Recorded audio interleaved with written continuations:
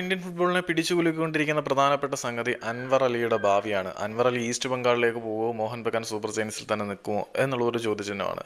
Mohan Bagan super ജയൻസിൽ തന്നെ പിടിച്ചു നിർത്തും എന്ന് മോഹൻ ബഗാൻ ശക്തമായിട്ട് വാദിക്കുന്നുണ്ട്. അൻവർ അലിയുമായിട്ട് ബന്ധപ്പെട്ട വൃത്തങ്ങളുടെ വാദഗതി മറ്റൊന്നാണ്. ഏതായാലും പ്ലെയേഴ്സ് സ്റ്റാറ്റസ് കമ്മിറ്റി PSC അത് സംബന്ധിച്ചുള്ള നിർണായക തീരുമാനം ഇന്നെടുക്കുകയാണ്. ഇന്ന് വൈകുന്നേരം 4 മണിക്ക് അൻവർ അലിയുടെ കാര്യത്തിൽ ഒരു സിറ്റിംഗ് ഉണ്ടായിരിക്കും.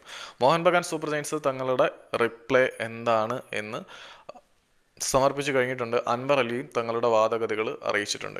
ഇന്ന് വൈകുന്നേരം 4 മണിക്ക് ഓൺലൈനായിട്ട് ഒരു സിറ്റിംഗ് ഉണ്ട്. ഈ ഒരു സിറ്റിങ്ങിന് ശേഷം അൻവർ അലിയുടെ ഭാവിയുടെ കാര്യത്തിൽ തീരുമാനമുണ്ടായിരിക്കും. മോഹൻ ബഗാൻ സൂപ്പർ ജയൻസ് എന്തായാലും വളരെയധികം കോൺഫിഡൻസിൽ തന്നെയാണ്. അൻവർ അലിയെ തങ്ങളുടെ കൂടാരത്തിൽ തന്നെ നിലനിർത്തും. അല്ലാത്ത പക്ഷം അൻവർ അലിയെ വിലക്കുന്ന അവസ്ഥയിലേക്ക് കാര്യങ്ങൾ എത്തും എന്നുള്ള നിയമവ്യവസ്ഥകൾ അവിടെയുണ്ട്. ഈസ്റ്റ് ബംഗാളിൻ്റെ ഭാഗത്തു നിന്നും യാതൊരു പ്രതികരണങ്ങളും വരാത്തത് കൊണ്ട് തന്നെ ഇപ്പം നമ്മൾ കാര്യമായിട്ടുള്ള വാദഗതികൾക്കോ അവകാശവാദങ്ങൾക്കോ ഒന്നും നിൽക്കുന്നില്ല. മോഹൻ ബഗാൻ തന്നെയായിരിക്കും ഈ ലീഗൽ ഡിസ്പ്യൂട്ടിൽ വിജയസാധ്യത എന്ന് പ്രതീക്ഷിക്കാം. വേറെ ഒന്നും കൊണ്ടല്ല, ഓൾ ഇന്ത്യ ഫുട്ബോൾ ഫെഡറേഷനും ഇവിടുത്തെ ഡിസിപ്ലിനറി കമ്മിറ്റിയൊക്കെ എന്നും ചില ആളുകളുടെ കയ്യിലെ പപ്പറ്റാണ്.